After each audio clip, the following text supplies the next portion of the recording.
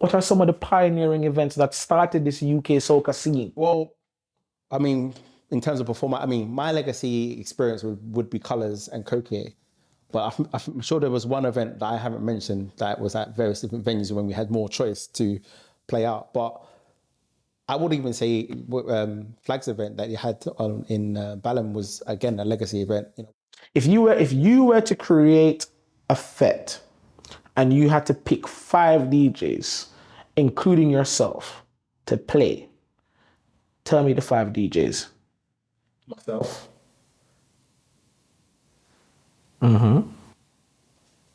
Talk about some of the legacy-bearing artists from your nation state, your country, St. Vincent and the Grenadines. To be honest, there was, you know, I'm still learning that, funny enough, but there was, you know, the obvious ones of Winston Soso, Beckett, then you got Porsa, but then we also had bands. And people, welcome to another episode of Soca Odyssey. It's your host, Surfer Ventral. I'm here again to speak to another fantastic person in the scene. And I'm going to call this person a hidden gem in the scene. There are many movers, shakers, innovators, you know, but there are also the hidden coordinators, the people that are just there in the background, very instrumental without being loud. And my guest today is none other than the one, the only DJ, events coordinator. I think you're a co-band owner. yes. Watch out, everything in the mix. DJ Digga D. Blessings, bro. Thanks for being here. It's a pleasure. Also, shouts out the sponsors before I forget. Carib merch for the educated tops. It will just come out of Black History Month. So head to carib.merch on IG and get your merch. And also flat cap drinks, because we just do more than just rum. So make sure. And have some. Right. Blessings, manners, respect. Let's have a drink. It's been a long year. It's been a long year. And it's that time of the year where we're reflecting, we're reconnecting with ourselves as a people due to the Black History Month finishing. And we're also reconnecting with ourselves as a people due to what's happened over the last 2 years and Carnival coming back and Soca getting a new vibe and an energy. And there's so much to discuss. And I know you're a person with many opinions that you like to keep to the group chat or to your preferred confined walls. So on this lovely occasion, I want to speak to you about a plethora of things pertaining to your view as a silent observer, someone that is not at the forefront per se, but who's been a long-standing member of the Caribbean community and the soca community at a large, UK-based as well. How do you feel about the community at this current time in 2022? In reference to the newbies coming up? Or Yeah, so let's start with the newbies coming up. What, the masqueraders, the masqueraders, yeah. the DJs? Everyone you mentioned, we're going to go in that order. So you mentioned masqueraders, so let's deal with that. Yeah. Well, I think, you know, back in the day, there was a lot more emphasis on playing mass. And I feel as time has gone on, traditional mass is going out the window. So you have a lot more people out of doors, as they say. So people are seeing Carnival more sexualized. Yes. So therefore, it's not getting the respect it deserves. I mean, recently we had a certain designer created a costume for an A-list actor, and that went out of proportion. But I understand the whole concept of being exposed. Right, let's speak on that. I didn't want to speak on that so soon. No, we're going to speak on that later. Yeah, no worries. We're not later. But again, that brings different level of revelers to Carnival itself. And sometimes they forget the history behind Carnival. And it brings different kind of exposure. Yeah. And it also brings home the conversation of what is Carnival, and it's still a costume. Absolutely. Because when we're talking about the history now, so let's spin it back on it in this way, would it have been an issue if she had worn one of the traditional Carnival costumes? This fancy sailor, the Dame Lorraine, the fancy Indian, just to name a few. Because remember, those costumes were to give a particular message. Exactly. So it doesn't reduce, it doesn't change the culture. Yeah. You're still giving a message. And why would you rather her dress up like a zombie or dress up as a carnival queen? Did we not used to have carnival queen costumes and king costumes? Exactly. Alexander Palace. Yeah, yeah. exactly. So it makes you wonder, why can't we have carnival represented all the time? Remember, there's no seasons in carnival. Because the tradition of playing mass, like as you mentioned, you know, sailors, what's the Blue Devils and all of that. The way they create the costumes now are less appealing to the older generation, where traditional mass was played for the culture. You can look at, for example, Know Your Caribbean, Fiona Compton this year, her, AC, I Love Carnival, Donna as well. They all play all traditional mass. It wasn't, out the door. So the whole concept of that particular person that we were gonna talk on to later, that was more of a sex sales approach. There was no real But history. every costume is like that now. That's my whole point. So we're losing our identity in that respect. But then you can't, are we really losing the identity? Because there's always been, for the longest time now, a sensual aspect to the carnival parade.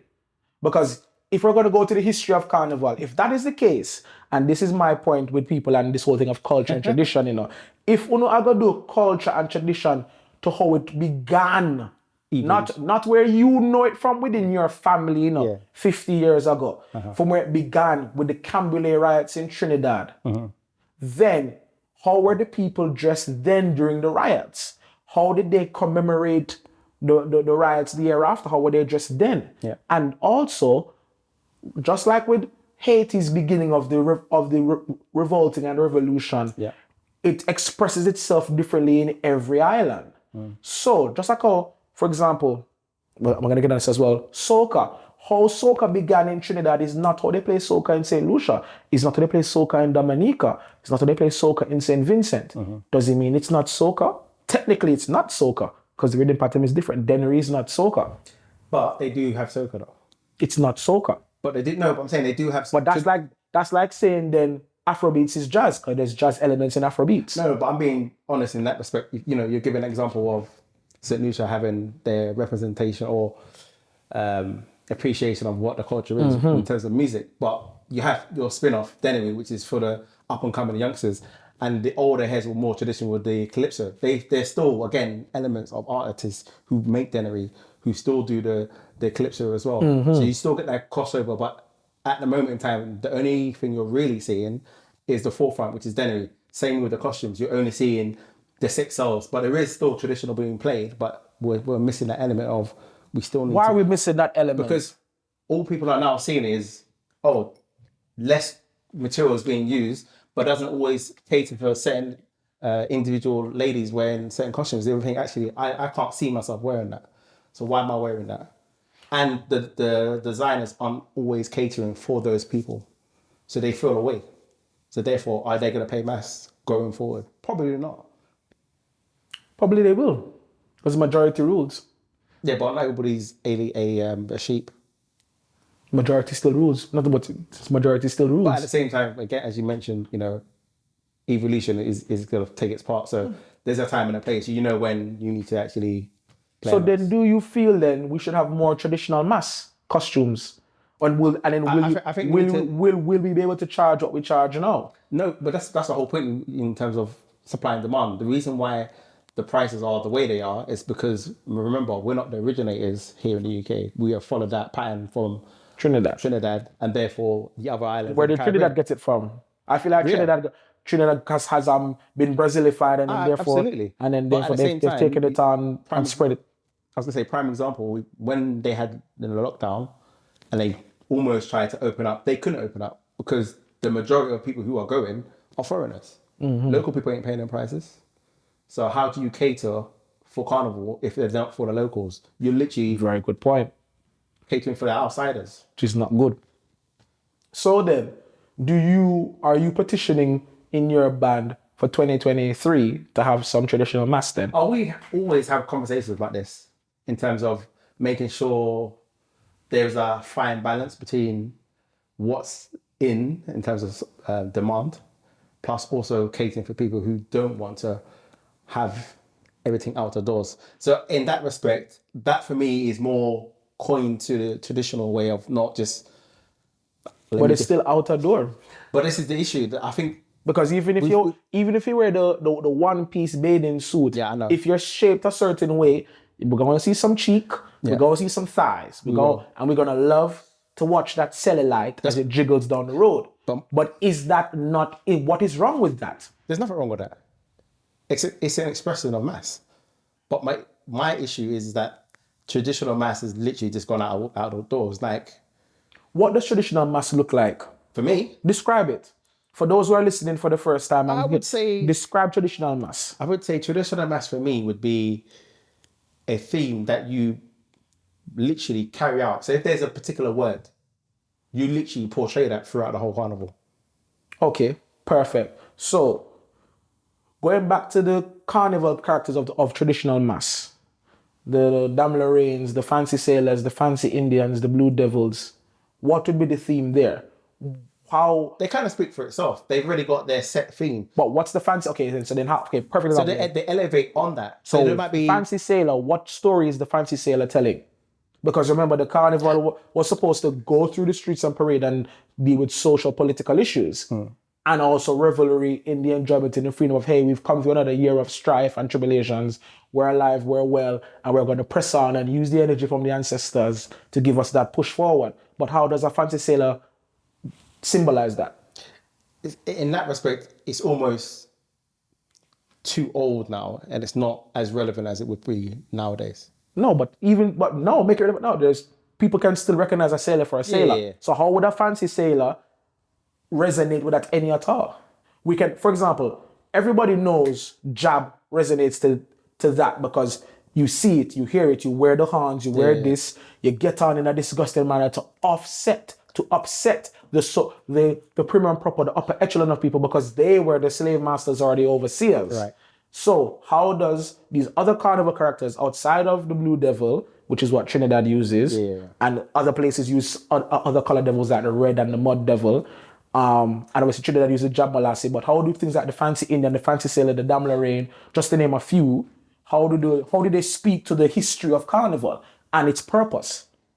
Actually, I wouldn't know the answer to that in that respect. But the one thing I can vouch for and say is that if you look at how Jab is and you look at how Blue Devils is, it's more attractive to somebody who has no idea of mass because they see it more appealing as to when just as a sailor.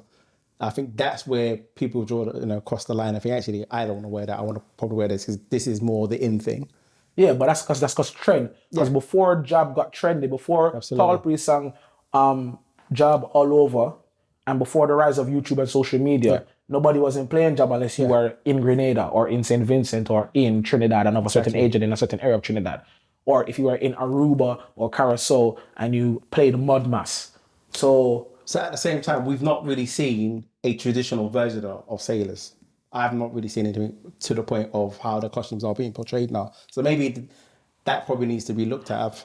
And then again, to be fair, big up the Carnival Village Trust CVT and Nottingham Carnival down there in Howard Square, because last year they did do a presentation on this and some of the bands did do fancy sailor and traditional mass. So again, but those are the bands that are not in they're not the current bands, they're not your top 5 bands, but they're long-standing, long-running bands. They're legacy bands and big them up. So again, I feel like there's definitely room to make the fancy sailor come back, and if we stop sexifying it, because technically there's no difference really, because for example, the people now that are dealing with Halloween, and why does Buzz Lightyear have thighs and tits? Buzz Lightyear doesn't have thighs and tits. And there's lots of ladies this year Halloween wearing Buzz Lightyear. But that's my point. And Woody. And why does Michael Jackson have a flipping crop top? Why are you dressing like Michael Jackson? All these things. So again, there's a whole sexualization shift because Halloween costumes were traditionally meant to be scary. So you come as a werewolf, or you come as some kind of cartoon character, some kind of action figure. Yeah. Like, Obviously, there's the women that come as Catwoman or Sailor Moon or Superwoman. Yeah. Yeah, but now you're having people dress up as sexy bunnies, Playboy bunnies, and it's like, well, What is it? What does the line get drawn? yeah, where does the line get? Where exactly? Where does the line get drawn? And I feel like it's a hard thing to draw because let's not deny the sensuality of everything. Yeah. It is there. Whether you sing it in a slow way and do it with R&B and you're beautiful and say, hey girl, I love you, I want to pound you. All these things. So how do you draw the line without disgusting the elders and disregarding the youngers? Yeah. Do you want me to answer that now? Not now, but at yeah. some point during the conversation, we're going to have to circle back to that. Absolutely. But I was going to follow through because you said to mention about the three people in respect: masqueraders, fetters, DJs. So I think, looking at the fetting side of things. And I'm glad you mentioned the three because there is a difference, I'm going to quickly say, between the people that love carnival and love soca. So the people that love carnival, they are the masqueraders, and they are also, even in that, you have the people that come to carnival just because it's a time for them to put on something very nice and sexy, look colorful, get 100 and some likes on Instagram, drink rum punch, and get pictures with people and feel good and shake their bum to some soca, some dancehall, some all of the music that you hear on the road in London for Notting Hill. Yeah. But let's talk about the fetters. You've been fetting for how many years now? To be honest, I'm not, like, as you would say, well, to be fair, I've been in the scene, I say 2006, but in terms of legacy, there's people who've been there longer than me. We're not talking about them, we're talking about you. Me per se, to the newbies that are coming in, I'm a legacy person because I've been there more than 10, 15 years, so as it were. But I've noticed the attention span with revelers nowadays is they don't really listen to soca like how I would listen to it back in the day. You had your radio stations, you had your mixtapes, and there was places that you literally would educate yourself with. And I feel now that you're finding people are not really listening to anybody. They're just turning up and thinking, oh, this is the song when they go to a fete. So they hear one or two songs and that's their intake on soca. So I feel a problem, which also will lead to my other part in terms of the DJ side of things. But how do we improve that? How do we improve the fetters? But to touch on that, before we even delve into that a little bit more, I like the legacy term. Speak on some of the legacy events. What are some of the pioneering events that started this UK soca scene? Well, I mean, in terms of performance, my legacy experience would be Colours and Copy. But I'm sure there was one event that I haven't mentioned that was at various different venues when we had more choice to play out. But I would even say Flag's event that you had in Balham was, again, a legacy event. I think you're missing out one. Corks. Yeah, obviously you can't forget Corks. So that's where I first started my journey in that respect. But Corks for me was different to everything else because it was every Thursday.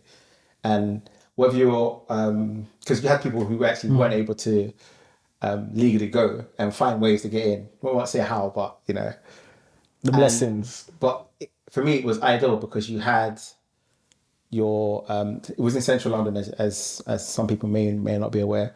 You had your cash point literally seconds away from the door, 2 for 1 always on the Thursday, and you also had something to eat as well. So all of those elements that you had, and you can almost get in free before a certain time. So if you weren't there, you start questioning yourself, why wasn't I there? It was a good thing. It felt like the soca cheers, as it were. Everybody knew who you were when you were there. Whether you weren't the extrovert of the fete, even if you were an introvert, you'll see your regulars and people will recognize you. And I love that. And build up. I want to touch back onto one of the events you mentioned, which I hear quite often across the board. When you speak to people that have attended Notting Hill Carnival, they know soca, they like soca, they're familiar to soca, they will make an effort to partake in Carnival in a sensible and genuine way. They always mention Cockea. Yeah. Can you recall your first Cockea event? Probably, I would say, well, I can't remember the exact year, but I would say it was probably bank holiday, Easter bank holiday. Springtime. and the vibe that you got there was that they just played music and everybody just resonated to the songs that were playing. And I think because it wasn't an overflow of how much music we get played now. So I think now we get so much music, a lot of quality kind of gets overlooked. So you're only having a selective depending on the DJ's motive at that particular time. Whereas Cokie, you had, just everybody resonating to certain songs that were playing, and it was just an absolute, joy. And everybody just jammed. It was, different ways of dancing. It wasn't more as a case of what we're hearing now in terms of the bashment soca, the denery. There's a certain style you have to dance to that. Where you had the traditional power soca that we used to have, you're literally going from one end to the other. I'm trying to think of like an example of a song, Marshalls or Ecstatic Tilele. That was one. Bit more later on down the line was the KMC 3 Miles. That was, a big push. But then you had the Beijing Walk Up, which was a different start at the time. So unless you could keep up, you literally could. It's pretty much like a hit. Going to a gym hit class and coming out sweating high intensity like class. Yep. But what else would they say? And then you had the sweet sides of soca as well. Like Trinidad had some real sweet songs. I would say Vince had a few, but we were renowned for the groovy soca, or reggae soca as we call it. So we were renowned for that as well. So it was good. We had a nice mixture. Talk about quickly as well, because you mentioned Vincent and you highlighted that you said we. Were you born in St. Vincent? No, born and bred here in London, UK. But you visited St. Vincent a few times and experienced it. Like, how was it when you went back after now soaking in the soca from the UK perspective and then going back to St. Vincent for the first time? How did that rekindling or that reconnection with your culture, how did that sit with you? Well, because it's been a while since I've gone back, because I've gone so my parents are from the Grenadines in St. Vincent, because there's two parts, St. Vincent and the Grenadines. So in fact, I haven't been to mainland just yet, but I'm planning to go this year. So I have seen obviously evidence online and how they cater for carnival, but it's similar to what we have here in terms of the only difference is that everybody on the island resonates to soca. It's not it's bank holiday, I might go, I may not go. It's a case of you either go or you're going to miss out basically. So you make an effort to be involved in the culture. What else I'd say would be is that we also have a thing called the Big Drum, which is similar to Grenada and Carriacou, which is the nearest island to us as well. That for me is a very traditional part that I find sometimes in here we kind of miss certain things. So like going to like Power Square and seeing the Calypso tent, that for me is a relevant thing for me if I was in Union Island listening to the elders doing the Big Drum, because it's bringing back the old history of their culture and you feel more about, this is mass. Like people, when they play Juve, that rhythm that just resonates with you, the drum patterns, this is something, It's the African aspect, yes. Absolutely. Definitely. Culture, because you mentioned culture a few times. What is culture? I'm going to say it's legacy, heritage, and to be proud of it, Don't try to hide it. Like, for example, with yourself. Funny enough, I had that top from CM, and I was wearing that a few days ago. If I'd known, we could have worn the twins today. But for me, that's what it's about, being proud of, your heritage and your culture and making sure you don't forget those roots. So what is the soca culture? Is it the same across every island? No, I think it's different. But even though it has its own story, every island has their own history of how, you have your calypso artists that, started off the trends and then inspired the new generation of soca artists who are the front runners, as it were, now. And then once they have, passed the baton on, the new guys will look up to those guys. So I think it's the way in which we deliver our soca music and making sure we still about the lyrical content, because that's a very important part. So it's not always about backshot this, lift up girl that. It's still got to have an element of a story. it's got to have a story still. Because you look at all the great songs in soca, there's always a story to be told. There's a lot of innuendos. So just highlight, because we're talking about, I love this. I feel like this is like a legacy edition. Talk about some of the legacy bearing artists from your nation state, your country, St. Vincent and the Grenadines.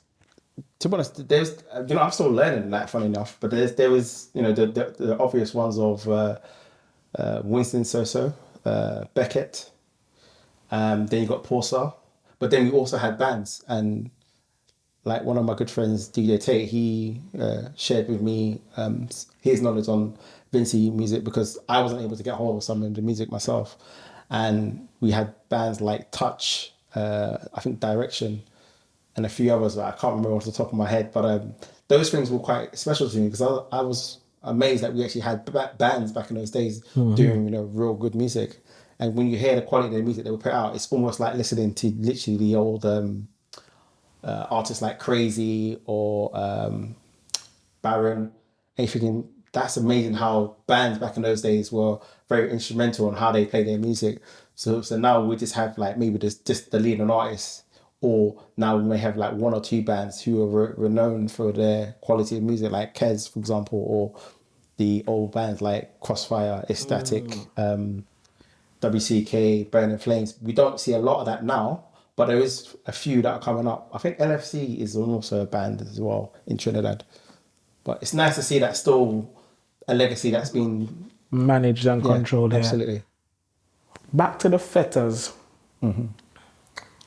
How can the fetters, what can the fetters do to make their experience better now in this current day and age? It's very difficult, because I look at how other people listen to music and see where they listen to their music.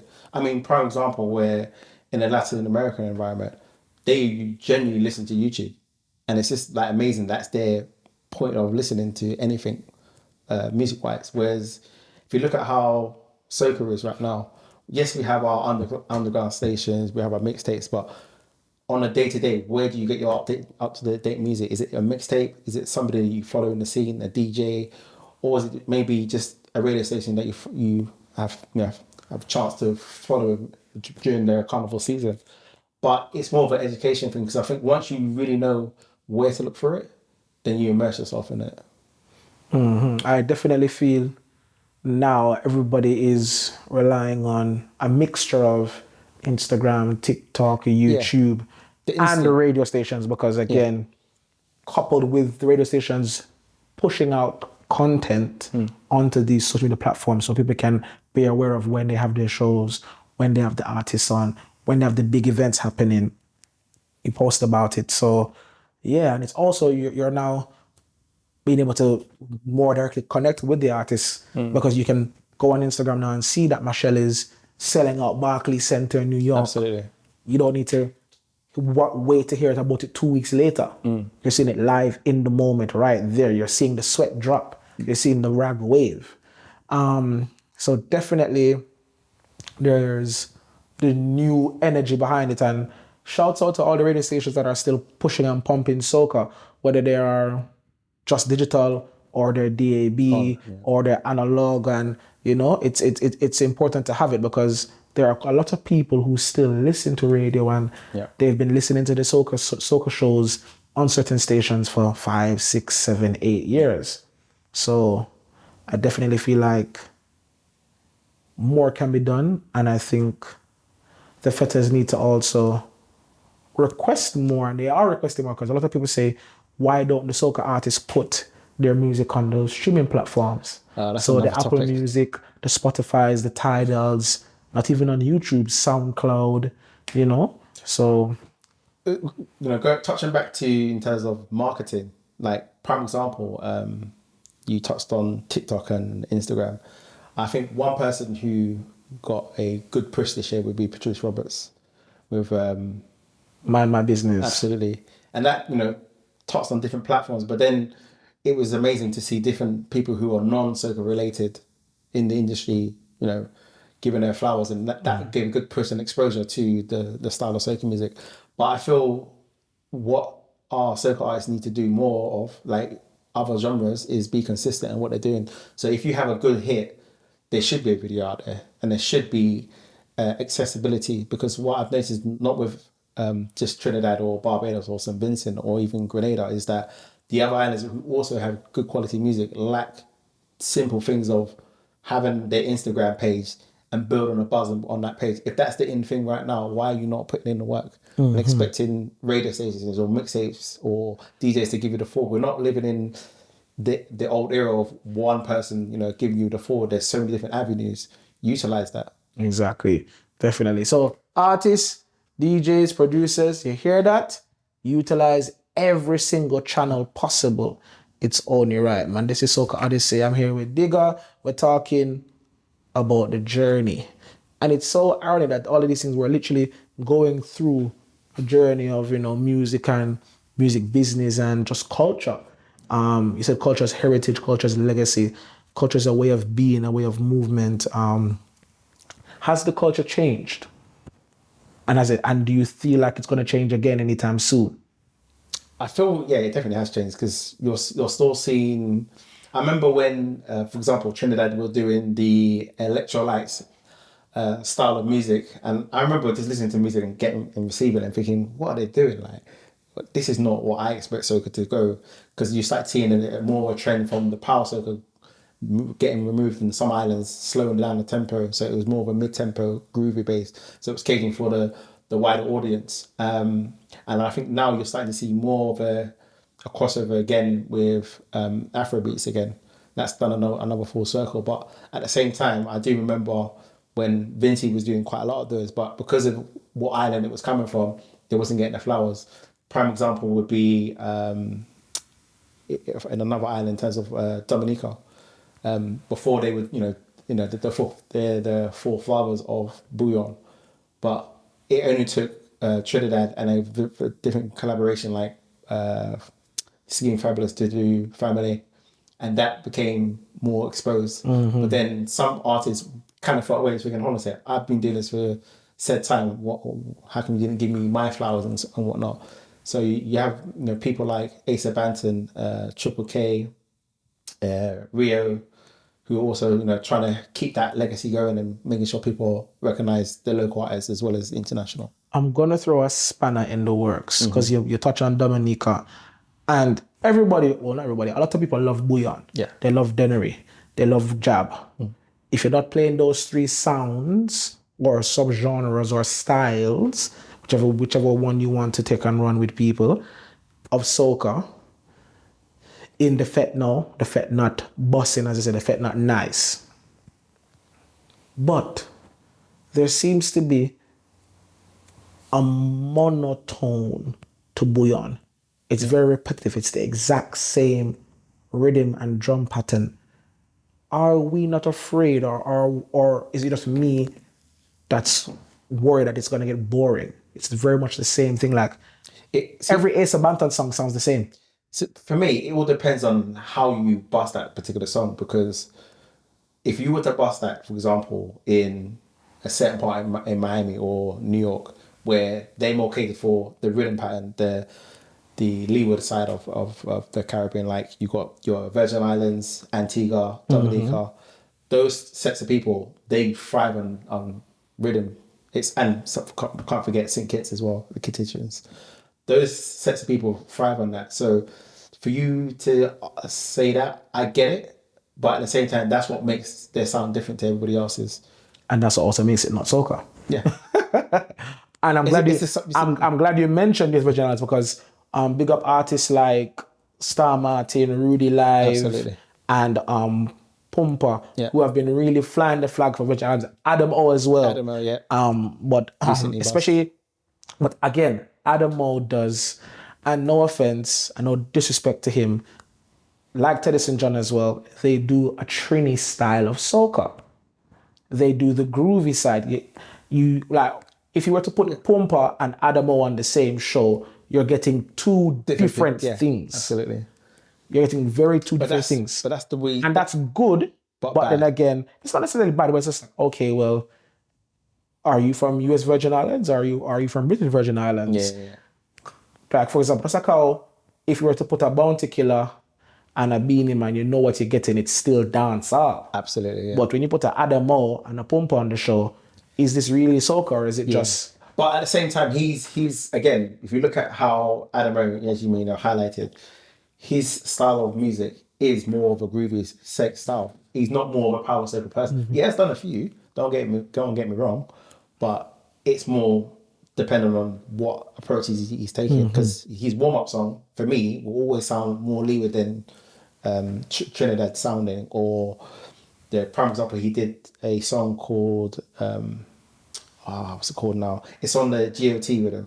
That for me is a traditional leeward sound because the producer made that for everybody else, but for me it still sounded more leeward. And he's the only one that had actually a rhythm section within his song, so he's still keeping true to his roots in that respect. I love that. We can't knock that. Can't knock that at all. So big up all the artists you've mentioned. Yeah. Keep doing the great work. The people are loving it. We're loving it. You're pushing the culture, pushing the energy, pushing the massive umbrella, which we call soca.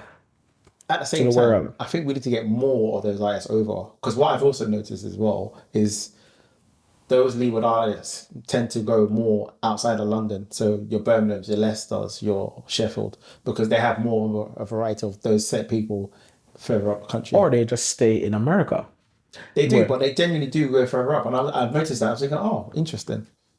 That's what the demand is. Yeah. So it's just like, for example, even, again, touching back to Haiti and the Kumpa. Yeah. Tell me how many Haitians you know in London. That's what's interesting, because when artists from the Caribbean say, oh, big up so and so from Haiti, and I'm just like, I've not known one person from Haiti to come over. They don't travel over here. They don't unless come. It's France, probably. Yeah, they definitely got, but that's France. Of course, they're all in France. Yeah, absolutely. There's probably 100 Haitians in the UK, if that. Yeah. If that. So it's interesting. Yeah. It's very interesting. They stay in America, or they go to France, or they go to Congo, or wherever else. Makes sense though, because it's easier for them to transition between the two. Definitely. DJs. Yeah. Let's talk about the DJs. And we know you're a DJ.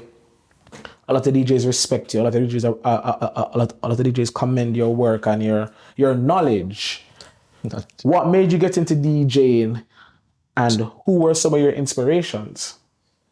Do you know what? DJing is an interesting one, because because I find it fun enough, I didn't actually start in terms of soca, in terms of obviously DJing. I've always been a fan of DJing, so Grandmaster Flex and all those kind of people. Most of the soca DJs didn't start in soca. Yeah, so I was most of the soca artists didn't even start in soca. They started in dancehall or reggae. But for me it was hip hop, because of my two older brothers. So I got a lot of influence from them in terms of their knowledge in terms of the early 90s. So a lot of the hip hop, the R&B, the slow jams, and then you tail off and have your own identity. But my journey for soca in terms of DJing would probably be the people who I used to see when I first started in the industry. So DJ Roughneck, Sammy, who used to be on, they both respected radio stations at the time, and Martin J, of course, and big up all those DJs. Can't forget obviously Mike Forbes as well. But I miss the legacy with I forgot his name now. He's at what's his name? He's at what's it called? What's the event called? At Power Square on Fridays, every Fridays. Oh, Smokey Joe? Smokey Joe, you can't forget him as well. They've been doing their thing, year in, year out, showing and sharing their knowledge. So you learn parts of that. But I started to, obviously graph my music knowledge by listening to certain islands. To start off, obviously, with Trinidad, because that was what I could get hold of. And that's how the internet worked at that time. Setting the unofficial sites, getting, said music. So Trinidad was my go-to, then Barbados. And I started hearing Grenada a lot, mainly when I was going to fets, because we had a lot of a big following in West London. So Grenada was like the home of Did the London soca scene really start in West London or in East London? I would say it's a mixture of the two, because for me it started in West because that's the easiest way for me to get to. It could have started in East for some people, So it's a debatable one in that respect. Because obviously we had, Stratford Rex was a big part of live artists that used to go back in the day. So Because I feel like there's a lot of big events, a lot of old school events used to happen in West London, Yeah. To the Rose, Kentish Town, Kentish Town, Forum. Forum, Yeah. So Maybe a few that was in Wembley, but that was before my time. that's So, true. So DJing now, you're following in the footsteps of Roughneck, Sammy, Smokey Joe, Martin J. What was that first event that you played at that made you say, yeah, soca nice, and I'm nice playing soca? it will probably go back to Corks because I got my exposure there from Credible, Hyper Spice. So after I, studied the scene, as it were, seeing how the industry works, and I'm thinking, I've got my own take on this. Let me pay back, as it were, to people who want to hear something different. But at the same time, you want to have your own flavour. So, yeah, I would say Corks was the starting point, but then you had to graft, because we were talking about the days where we were using CDJs. So the expectation of you mixing a song might be slightly different as to what it is now. And that's where I went back to with the fetters. Their attention span is slightly different now. It's almost like TikTok or Instagram. You got to have that scrolling mechanism where if you don't catch them in the first 10 seconds, you pretty much lost them. So, but I started my radio career with actual outside radio station, fun enough, which was Large Radio. They're based in Miami, and they did a lot of the Leeward Island stuff. So I learned a lot of music from Stanman and Lennox, aka Not a Cent. They were the two Big them up. of the station. But at the same time, they had people again who were legacy DJs who were willing to share their music and their knowledge of their said islands, because each DJ brought their own flavour. So you had people We love who that. were pioneers of Virgin Islands or St. Kitts or Dominica. And then when you start to see and hear the different vibes, you really feel, well, actually, this is a nice vibe. How do I get hold of this? They started sharing their music, and you started building your knowledge from that, and then realizing, oh, their carnival's at this time, that time, and so forth. So that was a good vibe. But then the internet came around, more accessible. So you start seeing international DJs, and if you can, their knowledge is like amazing. How do they get dub plates week in, week out like that? So I would say for me, adding to that roster of respected DJs for me would be Dr. J in Canada. Amazing DJ, absolutely amazing DJ, and he's, I won't say given birth, but he's schooled a lot of people that are the front runners right now in the scene. Definitely. So what more can the DJs do to better the experience for themselves and for the fetters and the masqueraders? Because there's definitely a difference between DJing in a fetter and DJing on the road. It's a consistency thing. I think what you need to do as a DJ as well is make sure you look after your followers, because I think this year when we came back from the hiatus, so to speak. Yeah, that a lot of DJs weren't putting in the work. You had enough time to put out a mix, and people wanted the mix. I even guided people to different respected DJs within my peers, other than myself, locally, to say, look, there is music out there, take a listen, because we've had 2 years of graft, and there's a lot of music, so people want to know what's the the hits of Carnival, and get yourself in readiness for mass. So mixtapes will be one of those. Promoting whatever you do week in, week out. If you're out DJing, invite people to your said events or other DJs events, so people know where to go for a good time. And then if you're doing your radio station promotion, make sure you show that. Or if you're not even doing any of those things, you still have a platform. You have what's the one that we were doing in lockdown? Twitch. Yeah, you had your Twitch platform for those who wanted to still showcase their talent.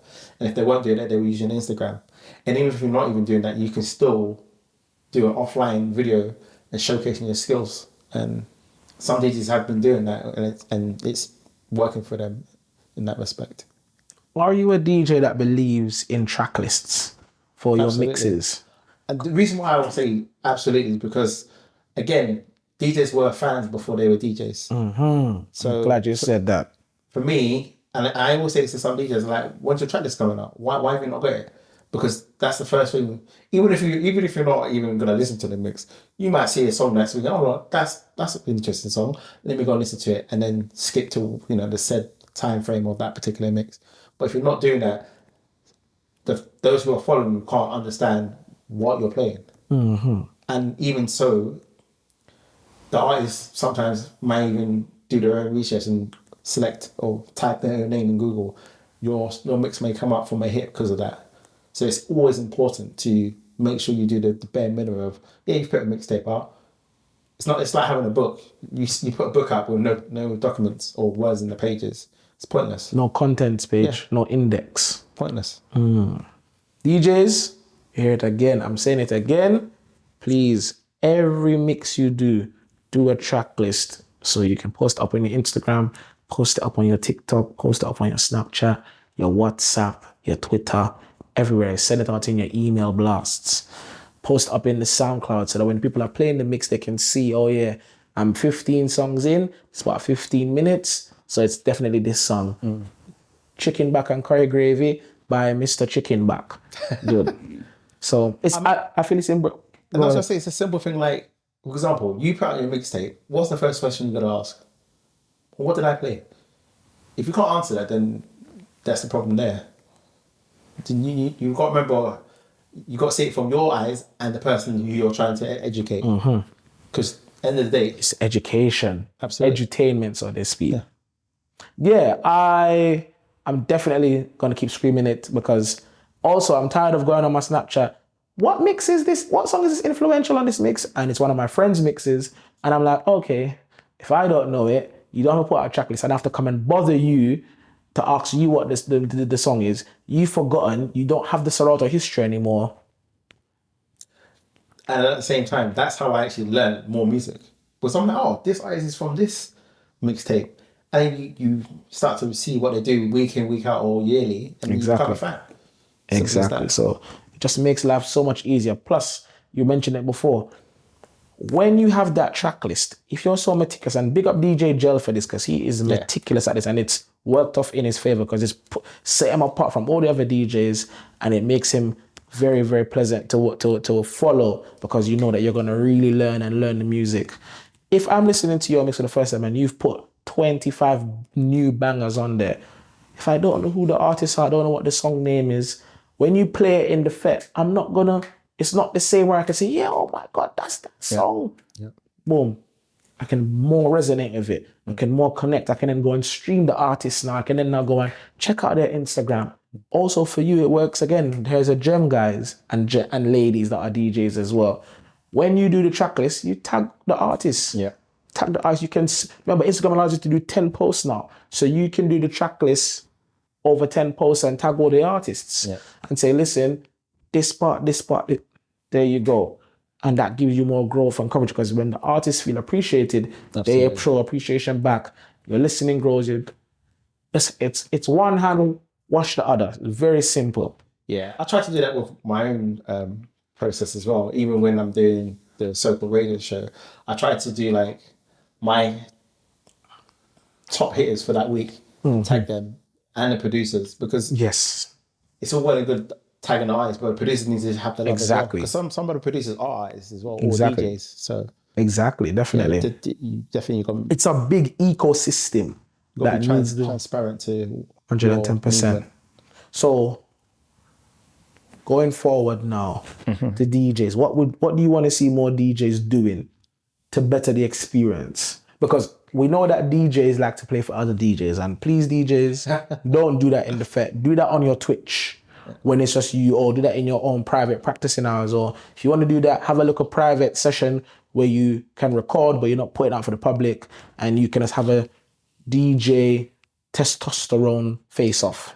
I think it's more of a case of education for the revelers, because what you will realize as well is that sometimes when DJs are being called to do the warm-up set, for me that's a very important set because they get to play any style of vibes, but it'll be songs that usually ain't the ones that are going to be, rocking the party, but at the same time they're most important because it sets the tone of the event. And sometimes those kind of songs get washed and left behind. And also, I feel like people need to appreciate that it's a warm up for a reason. Yeah. So the people are not going to be jumping and waving. They're just going to be rocking nice and easy. Having a nice little drink. And that's still good. Right. From the person is swaying like this gently or they're bobbing their head, you've done your job. That's it. Your job is to build the vibe. Yeah. Build the vibe. You can't play nasty up at 10:30 in the night and the fete just start 1 hour ago. But it goes back to, so I've been listening to various different other interviews, and that was another topic that was hot topic in that respect, that you can't always allow DJs to govern themselves. I think some promoters should set the tone and say, look, this is what I want you to do. That's your job, because we're all gonna follow the rules in that respect, unless you've got 4 or 5 events on and you've kind of mishapped that, and it happens. We're all human in that respect. But I think if you set the tone, tell people what their role is, then it should follow through. And some DJs don't like that. Some promoters don't like that. But I feel like that works the best. Yeah. If I tell you what year of music and vibe I want you to go with, it makes your life so much easier, because you can create your crate. Boom. Yeah. And I would say to DJs going even further, create more than one crate, because you never know what can happen. Excuse me. You come to the fair. Say you're a busy DJ and now this is your 3rd booking. You haven't heard what the previous DJs played. But you have a quick look at their Serato. Oh, they've got 3 songs that you wanted to start your set with. Because you have another crate there, you can switch around your thing and not be repeating the vibe and come with some different argument, come with some different energy and still rock the party. I think sometimes as well, which is a big problem, is that some DJs will say they got loads of songs, and then that's the problem, is that they can't dig deep. They don't have the level of music to do that. So that's where they become unstuck and go to default type, I'm going to play the hits, because they can't tone it down. So and there's so many hits that are not the top 40. There's still other hits, because when you ask your people, the average person, what songs are you listening to? What songs do you like? Then,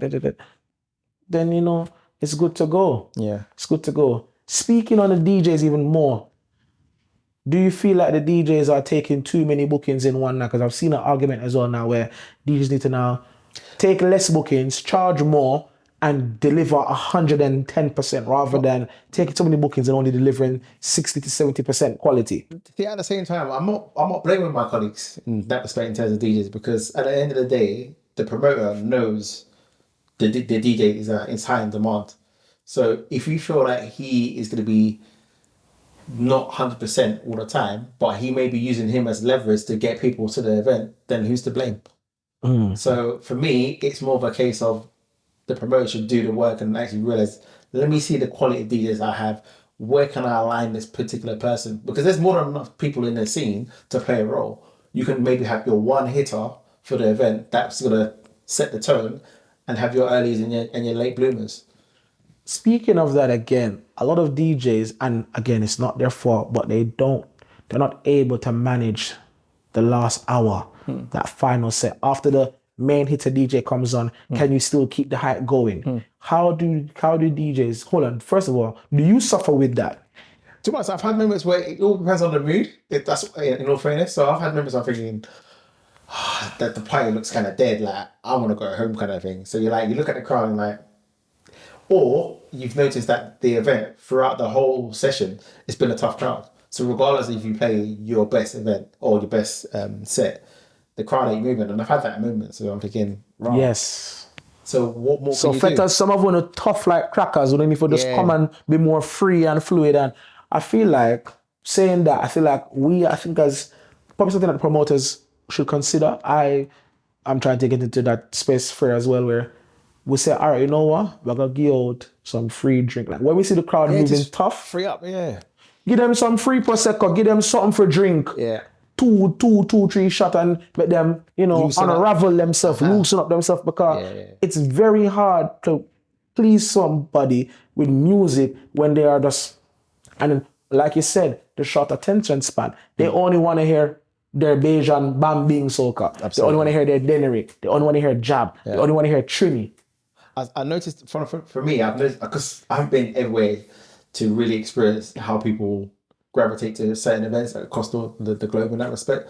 But I've noticed that in London we are very, I won't say stubborn, but uptight on certain situations. I'm thinking, raw, like West London will be a certain vibe, and if you're playing jam, you want a crowd. You go to East London, you play like a Leeward vibe, you want a crowd. I'm thinking, it's just so good music. Why don't you just, if the Love music's everything. good, just jive. Like, yeah, it's a mad one though. Love everything. Love everything, man. But not everybody's that inclined. They have their set ways, and this is where we have too much choice. And we have too much choice. You're more bougie in that respect. 110%. Digga. Let's talk about, again, we're gonna now touch on the elephant in the room, or one of the many elephants in the room, because you know this the soca scene global. There's a lot of excitement, but we don't have many platforms that like this that can highlight it and allow for thorough conversations. Obviously, we're building that kind of ecosystem again. Yeah. So again, this is Soca Odyssey, guys. Make sure to follow in the YouTube, like, comment, share. Culture appropriation versus culture appreciation. Is it a thin line, or is it a very thick line that people casually step over or rub their feet in between? To us, I think we see more of that, more so now in the last, I guess, 2-3 years, and it's become more of a thin line, if ever anything. We've had, the Lucian brother, I forgot his name. White Chocolate. Yeah, White Chocolate. He's not Lucian, he's British. Yeah, no, but you know what I mean. He was affiliating himself with St. Lucia at the time, and people gravitated to him because he was the circle guy. It was like, oh, it's a white boy, he can wine, and the circle gatekeepers was like, yeah, we'll give him a blight. But then, where does the line get drawn? Like, you give him a freedom pass, and now he can do what he wants because you set the tone for that. Appreciation. How would I describe? I would say appreciate would be people like, again, Fiona Compton, who's done her Know Your Caribbean, and that platform alone. I have people in different parts of the world. Like, that's a brilliant Instagram page. But Fiona's Caribbean, no? Yeah. So how is it appreciation? No, in terms of what she does. Yes. That's what I appreciate. Yes. Okay. The work she puts in to educate people who are quite knowledgeable, but will always find something that actually, wow, I didn't know that. So, that is right. What more do you think Digga can give to the soca community now in terms of education, DJing, that's missing? I may actually, funny enough, next year try and put on an event which I feel is missing, and that's more of like small island music, because I feel that even though it's a niche, it still needs to be had. Give people more of a choice, because there's so much good music getting missed, and people are only now hearing maybe 1 or 2 songs from certain islands because it's the in thing, but they've got a whole catalogue. Why can't we just play a whole night? Yes, definitely. Give them their flowers, give them their cask of rum. I make them know so they're on top, they're feeling nice. Can't forget the sponsors. We got Flat Cap Drinks. People, it's that time of year. We're swiftly approaching the end of the year, the celebration time, the Boxing Day, the Christmas, the Kwanzaa. Get your Flat Cap Drinks packages right now from the website. Just type in Google Flat Cap Drinks. Go on the website and buy your different flavors. You have your mixed spice, you have your dash of honey, you have your vanilla and cherry. You get them in the large bottle sizes like this. You get them in the smaller sizes. All good to go. Perfect for any kind of celebration, any kind of moment. And of course, don't forget other sponsors, Carib merch. Follow them on Instagram. Get your tops, get your merch. They can do merch for you as well. So big them up. Let me get into, before we close, let me pick your brain now and see where you're at, because you're a DJ, event organizer. Let me see what you prefer. What do you like? What does DJ Digga like from RDR? Who's your favorite DJ out of RDR? Me. Now, if it wasn't myself, I would, because we had some people who, I want to say retired, but Bliss was definitely one I used to look up to because his knowledge and skill set back in the day was before anybody else. And he just was on the next level when it comes to off the cuff mixing. Yes. And I think Big we up missed Bliss. that. And I learned a lot from people like DJ Tyrone, for example. So going back to our team in that respect, you've got Credible, who's the front runner right now, and obviously Mr. Harwine, is there shown away because of personal commitments, but he was a pioneer in our team. Yes, so, definitely big hard one. And I think we actually do miss him more than people expect because again, like yourself, Mike Man in the SOCA scene is few and far between, and that's something that we appreciated. I don't think Mike Men in the SOCA scene are appreciated as much as like how it would be in like dancehall, or even in America. Yeah, because the Mike Men who are Mike Men in the Caribbean and America, like the Anthony Patrick Hype Man, the Barry Hypes, the Tony X's, they're flying out all the time. Yeah. Why influential can't fly out? Somebody put me. The wings haven't get put on yet. Put on the wings, people. Yeah, boy. But again, you're building your brand, so and I think that's another thing. It's almost like DJing. You have to like build your portfolio, so people are more seeing what you're capable of. And I'm sure this year you saw that more so when you were booked on local events. People saw your talent, thinking, okay, what can you do? And then when they saw what you can do, that was another portfolio added to your roster. Yeah, definitely. I think 2021 was definitely a strong year for that, and we give thanks for that. In 2022, not so busy, but we give thanks for the opportunity same way.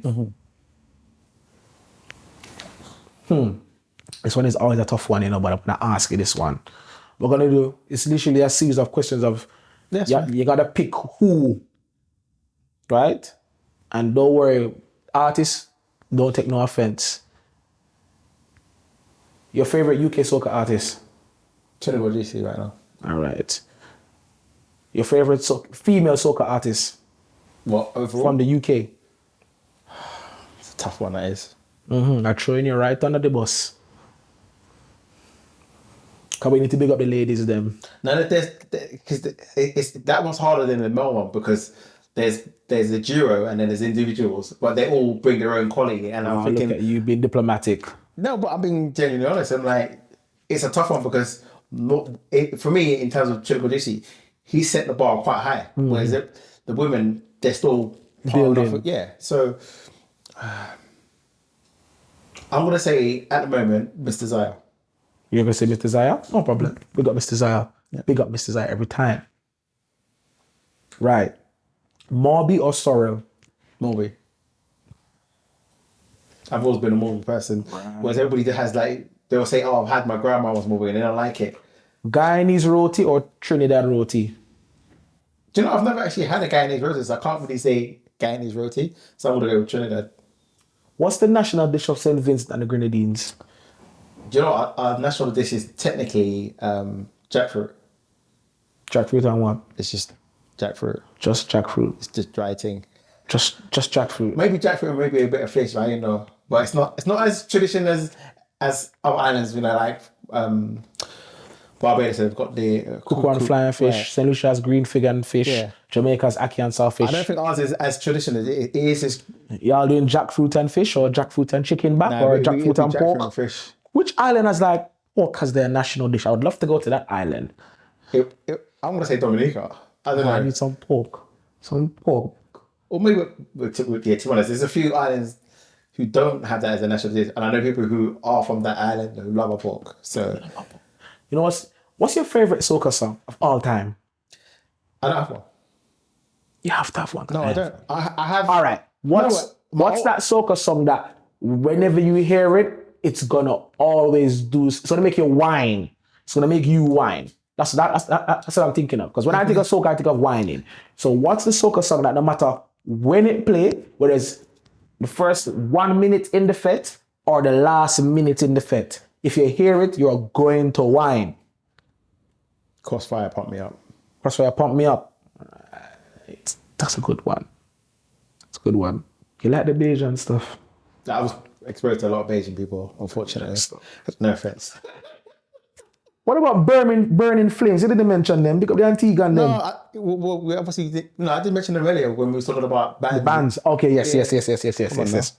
But yeah, Because the Antiguans in terms of and happy belated independence. Any Antigans watching? first of November, and you know who's next? It's Barbados. Who's it? What's in November? Dominica. Literally, The independence is November. yeah, it's 2 days apart. Jeez, I'm big up about the Dominicans I them. think, yeah, it's 2 days because Because right. big up. I'm gonna shout her out. Emma? Emma is doing her Dominican independence event. Yeah. When is it? This Saturday, featuring we gotta Eddie. go. Yeah, we gotta go. Yeah, I'll be there. Are you gonna be there? Yeah, I'll be Okay, there. I'm coming. I'm coming. I'll be there. Are you DJing? No, When are you next DJing? don't know yet. Cause this is okay. This is my I'm under my liquor now. This is my gripe with you. You don't make enough effort to DJ. Just, do you know what? Excuses. No, it's not an excuse. It's not an excuse. And I'll say to the cameras, like, for me, if somebody wants my skill set for DJing and they want to hear a certain style, then I'll provide that. But I'm not going to be like, yeah, I'm going to be out. Because I feel like I've not said been there, done that, or missed the You're boat. selfish. You're hiding all the good music. I'm not. I'm selfish. not, because I do that on my radio show. For those who follow, don't- for those who follow me and like, oh, you know what? Yeah, Exactly. For those that follow you, you're selfish. I'm not. Okay, don't worry. I'm doing my event and I'm gonna put you on. I want to hear you play for 2 hours. Don't 2 hours, worry. Yeah. I want to do Long a shift, yeah? Yeah. You're gonna work. Bring DJ Digga back. Not every day. Yeah. You good, bro. You're there. You're just there chilling with them. You're just there laughing with the missus. You look are nice. You see when you're married, yeah. You see how marriage take with the people them from the scene for a little while, and then they slowly come back. Every DJ that get married, it's just married life. Yeah, Hard wine get married. disappear. Disappear. Like invisible. God. Listen, I ain't getting married for now, you know. I get married for now. Oh my God. Love and soca. Do you feel like it's hard maintaining a relationship as in the soca scene? Because people are always saying, oh my God, think the soca scene is this, it's toxic, it's that. Is it toxic? No, I think it's toxic if you associate yourself with a said crowd. Who's toxic for you? Well, in the soca scene. Yeah. That's an interesting one, you know. It's toxic to you in the soca scene. Do you know what? Nobody, because what I noticed during lockdown is that I needed time for myself, energy. So sometimes when you are on other people's time, you don't regenerate. Yes. So in that respect, you can say the scene sometimes can be toxic from that respect. But I want to say individuals are, because if they are, then I don't roll with them. Simple as that. Fair enough. Groovy or power soca? Mid-tempo, no, they're power soca. To be honest, it's weird. It's a weird one because I love soca overall, and so for me to say power, only because I like the energy it gives when people who are not soca fans. For me, groovy, there's a certain level that I can enjoy this kind of style. Whereas power is just like it's almost like a party vibe. Yes. So that's why it's easier for non-soca fans to resonate for that. I don't think so, I think non-soca fans resonate to the... Yeah, but it shifted to the groovy. But that's what I'm saying, it shifted. What I've noticed now is that, and big up my boy Brooklyn Psycho as well from New York, is that we've noticed that the trend with power soca has shifted, whereas the newer generation soca can't stand maybe half an hour power. They got stamina. They struggle. Y'all are weak. Yeah, Y'all need a real strength. You need some dashing, some banana, some okra, and a real fish. So going back to what you were saying is that I had a lot of inspiration with the Bajans because they had the walk up, and that was The a Bajan lot. walk up is serious. But now Bajans have toned that down. It's the bashment soca style, so it's slower. Definitely. White rum or dark rum? I'm gonna say sunset, white rum. White rum, the I like sunset. living life on the edge. Living life on the edge. All right. Boy, that's a big one. Macaroni pie or macaroni and cheese? Macaroni and cheese. It's a train. Oh my God. Man, Soca Odyssey. Digga, who is your favorite UK DJ right now, soca wise? Give me your top 5 soca DJs. I'm gonna end on this. Your top 5 soca DJs in the UK. If you were to create a fet and you had to pick 5 DJs including yourself, to play, tell me the 5 DJs. Myself.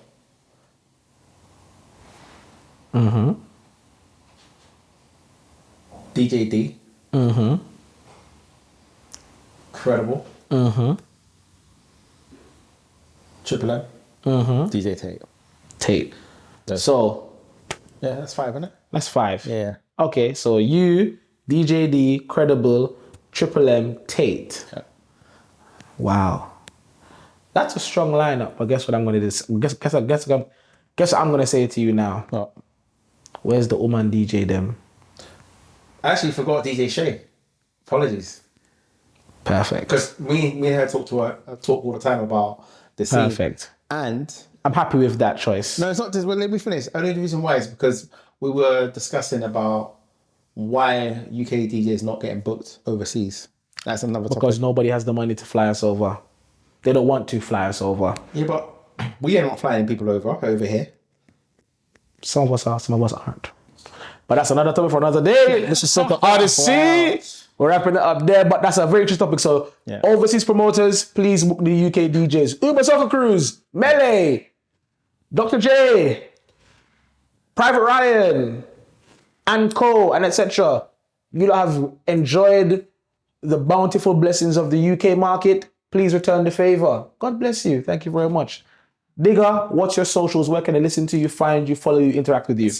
Mine's pretty straightforward. It's Digga SOCA at DIGGASOCA on all social platforms. There you go.